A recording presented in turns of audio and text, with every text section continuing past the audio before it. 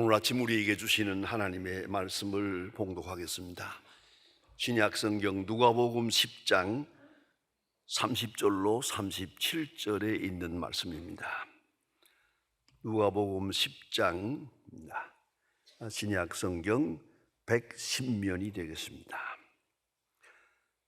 누가복음 10장 30절부터 봉독하게 됩니다. 이 계시의 말씀을 봉독할 때 다 함께 하나님의 음성을 들으실 수 있기를 바랍니다. 예수께서 대답하여 이르시되 어떤 사람이 예루살렘에서 여리고로 내려가다 강도를 만나 강도들이 그의 옷을 벗기고 때려 거의 죽은 것을 버리고 갔더라. 마침 한 제사장이 그 길로 내려가다가 그를 보고 피하여 지나가고 또 이와 같이 한 레위인도 그곳에 이르러 그를 보고 피하여 지나가되 어떤 사마리아 사람은 여행 중에 거기 이르러 그를 보고 불쌍히 여겨 가까이 가서 기름과 포도주를 그 상처에 붓고 싸매주고 자기 짐승에 태워 주막으로 데리고 가서 돌보러 주니라. 그 이튿날 그가 주막 주인에게 데나리온 둘을 내어주며 이르되 이 사람을 돌보아 주라. 비용이 더 들면 내가 돌아올 때에 갚아주랴 하였으니 내 생각에는 이 세 사람 중에 누가 강도 만난 자의 이웃이 되겠느냐? 이르되 자비를 베푼 자니이다. 예수께서 이르시되 가서 너도 이와 같이 하라. 가서 너도 이와 같이 하라 하시니라. 아멘. 1970년대 초에 제가 미국에 유학을 하면서 훌러 신학교에서 공부를 하고 있었습니다. 근데 특별히 그 여러 과목 중에 Jewish Theology라고 하는 과목이 있습니다. 이것은 유대 사람들, 유대 신학이라고 하는 그런 과목이 있어서 아주 흥미로워서 그걸 선택해서 한번 공부를 해보았습니다. 그런데 이걸 가르치는 교수님은 랍비입니다. 유대 사람입니다. 전형적인 유대 사람, 학자인데 와서 가르치는데요. 여러 가지로 깊은 감동을 주는 그런 강의가 있었습니다만은 특별히 그는 우리 학생들을 데리고 회당을 방문하는 겁니다. 근데 그것도 그럴 것이 우리는 주일을 지키지만 그 사람들은 토요일이거든. 토요일이 안식일이니까 아주 시간적으로 좋아요. 자유롭고. 토요일 날 학생들을 다 데리고 회당을 방문하는 겁니다. 이 회당, 저 회당 해서 여러 회당 아마 한 5곳을 방문했던 기억이 있는데 아주 좋은 체험이었다고 생각합니다. 근데 어느 날 회당에 가서 이스라엘 사람들, 유대 사람들하고 같이 예배를 드리는데 그 랍비의 설교가 그 제목이 뭐냐 하면 내 이웃을 내 몸과 같이 사랑하라. 내 이웃을 내 몸과 같이 사랑하라. 그래서 이거 우리하고 같네. 우리 교회하고 같잖아. 같은 얘기가 아닌가. 그래서 아주 흥미있게 자세히 들었어요. 그랬더니 이게 어떻게 되는 거 아니? 이웃이 있고 원수가 있다. 이웃이 누구냐 하면 이스라엘이 이웃이고, 특별히 예를 드는데 그 모세가 어렸을 때 태어나지 않았습니까? 그 태어날 때 그 바로 왕이 남자를 낳으면 모두 죽여라, 그 산파에게 명령을 했거든요. 이 산파가 그 해산하는 여인을 가서 돌보아 주다가 아들이 태어나면 죽여, 여자가 태어나면 놔둬라, 이렇게 엄명령을 했는데 어떤 산파는 그렇게 하지 않았어요. 다 살려주었어요. 그래, 어떻게 명령을 어기고 남자나 남은 죽이라고 했는데 왜 그렇게 했느냐라고 책망을 했더니 산파의 대답이, 이스라엘 여자들은 건강해서 산파가 가기 전에 벌써 다 나버렸어요. 그래서 우리가 할 일이 없었습니다 라고 대답을 했어요. 그 산파, 이스라엘 역사에 대해서 하시는 일에 협조하는 그 산파, 그건 이웃이다. 그건 애굽 사람이지만 그건 이웃이고, 이렇게 이스라엘을 이해하고 이스라엘의 하나님의 섭리를 이해하고 함께 하는 사람은 다 이웃이고 반대하는 사람은 다 원수다, 이렇게 설교하더라고요. 설교를 들으면서 우리가 비슷하더니 또 빗나가고 마누만, 그런 생각을 했어요. 여러분 깊이 생각해 보십시다. 본문에서 말합니다. 한 율법사는 질문을 합니다. 누가 내 이웃입니까? 좋아요. 사랑하고 봉사하고 희생하고 다 좋은데 누가 이웃입니까? 누구를 대상으로 내가 봉사해야 하겠습니까? 라는 질문이죠. 마태복음 5장 43절에 보면 내 이웃을 사랑하고 내 원수를 미워하라 하였다는 것을 너희가 들었으나 내가 너희에게 말하노니 원수를 사랑하라 라고 예수님께서 말씀하십니다. 본문에 나타난 섬한 사마리아 사람의 이야기, 아주 자세하게 이야기가 기록이 되고 있는데 이 사건은 매우 중요합니다. 왜냐하면 이 사건이 만일에 예수님이 지어낸 말로 만든 비유였다면, 예수님은 이 비유 말씀하신 것 하나 때문에도 돌에 맞아 죽어도 할 말이 없습니다. 왜요? 오늘 본문에서 보잖아요. 여기 불안낭 맞은 사람이 누워 있었다. 그런데 제사장이 지나가고 레위 사람이 지나가고 너희들이 멸시하는 선한 사마리아 사람, 이름도 없는 선한 사마리아 사람이 그를 도와주었다. 자세하게 이렇게 했다. 여러분 생각해 보세요. 이것이 지어낸 말이라고 하면 이건 유대 사람에 대한 모독입니다. 유대 사람을, 제사장을 비하한 겁니다. 제사장을 아주 비하해서 멸시한 거나 마찬가지입니다. 정죄한 것입니다. 안 되는 겁니다. 그러니까 이 사건은 우리가 알아야 합니다. 이건 비유가 아닙니다. 비유이기 전의 사건입니다. 실제로 있었던 얘기예요. 실제로 며칠 전에 있어서 온 성이 다 알고 있어요. 이렇게 됐다더라. 예수님이 그 정보를 들으시고 그 사건을 들어 비유로 말씀하고 계십니다. 이건 사건입니다. 이런 의미에서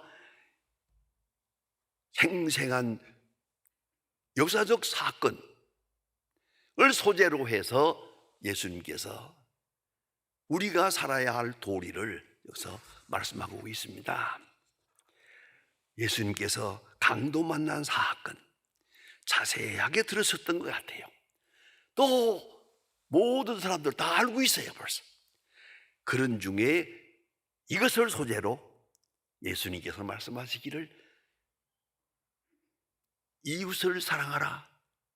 이웃이 누굽니까? 이 사람이 이웃이다 라고 설명하고 계십니다. 오늘 본문에 나타난 말씀을 자세히 보면은 먼저 이 사건 앞에서 예수님이 설교하시는데 사회를 비판하는 말이 없어요. 이런 날강도가 있고 이런 못된 일이 있습니다. 세상의 이 모양입니다. 말세가 가까웠습니다. 아주 이런 제도, 잘못된 제도, 잘못된 윤리, 제도에 대한 비판이 없어요. 아마도 우리나라 같으면 이 사건이 나오자마자 나왔을 거예요. 사회 제도가 잘못됐다. 구조적으로 잘못된 것이다. 이건 구조적인 악이다. 이렇게 얘기하는 것이 우리의 이 형편입니다만은 예수님은 이 사회의 제도에 대해서 단 한마디의 말씀이 없습니다. 그리고 오직 긍휼을 베푸는 문제에 대해서 말씀합니다. 위험을 감수하고 이 선한 사마리아 사람이 이 불안당맞은 사람을 돌보아 주었다 하는 것입니다. 여러분 생각해 보세요. 강도 만난 사람이 여기 있습니다. 피를 흘리고 있습니다. 쓰러져 있는데 이 주변에 아직도 강도가 있을 거 아니에요. 이 사람을 이렇게 비참하게 만든 강도가 그 다음 사람을 그냥 버려두겠어요? 그를 만나면 나도 똑같은 어려움을 당하게 될 거란 말이에요. 여기서 주섬주섬 시간을 끌다가는 나도 강도 만날 수가 있거든요.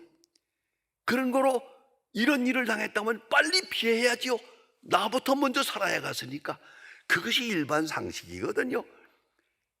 그런데 제사장은 더욱 그렇습니다. 율법에 의하면은 시체를 만진 자는 성전에 들어가지 말라 그랬어요. 이 사람, 이 불안당 맞은 사람 돕느라고 제사장이 우섬섬 시간 끌다가 죽어버리면 시체를 만난 것이 되거든요.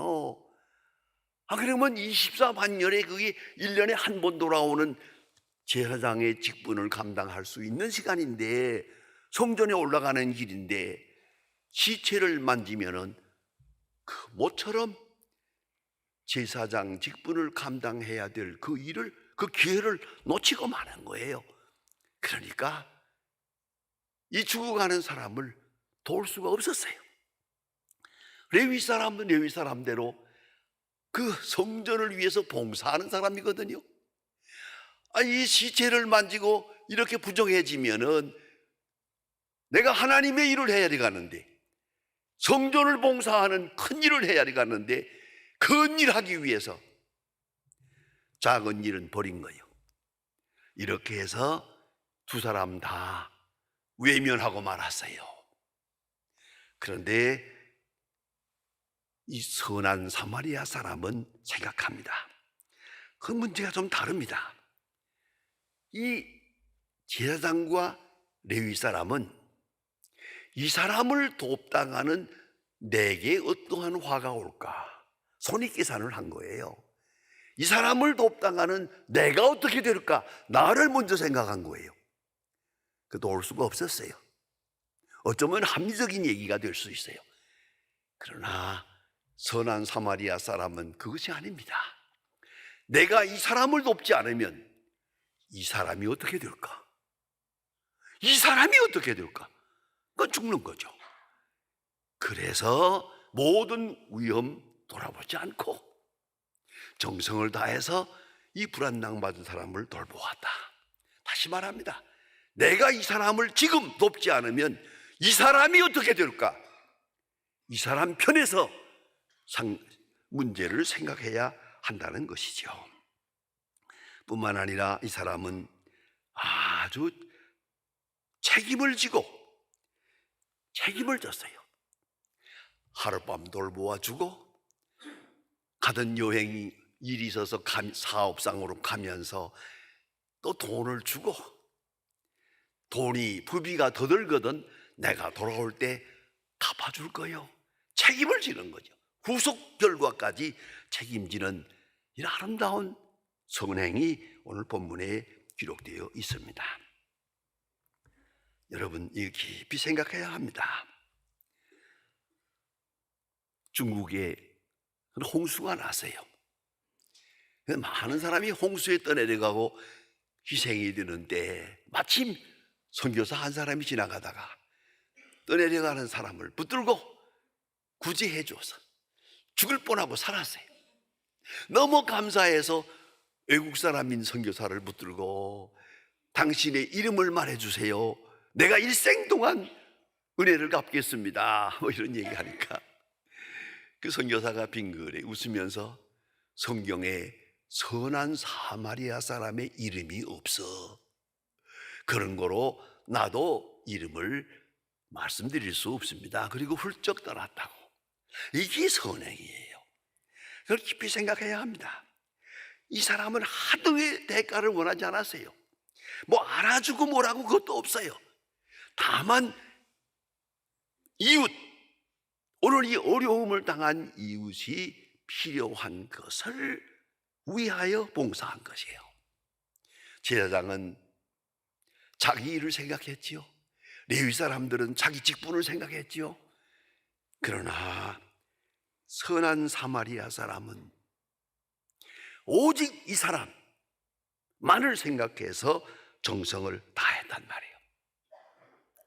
여기서 재미있는 윌리엄 바클리의 해석이 있습니다. 그게 뭐냐면 이 사건이 저 여리고로 가는 그 산중에서 이루어진 거거든요. 사람들이 없는 데서 이런 사건이 났는데, 만일에 이 사건이 예루살렘 거리 한가운데서 이런 사건이 났다, 여기 이런 비참하게 누워있는 사람이 있다, 예루살렘 한거리에, 그러면 제사장이 그냥 지나갔겠나? 물러서라, 이건 내가 하는 거다, 이건 내가 하는 거다, 큰 소리 치면서 했을 거라는 거죠. 여러분, 사람들이 특별한 보수는 원치 않더라도 꼭 명예는 얻으려고 해요. 그 알아주는 거, 그 명예, 바로 거기에 문제가 있는 거예요. 그거까지 버려야 되는데, 그래야 봉사가 되는 건데 말입니다.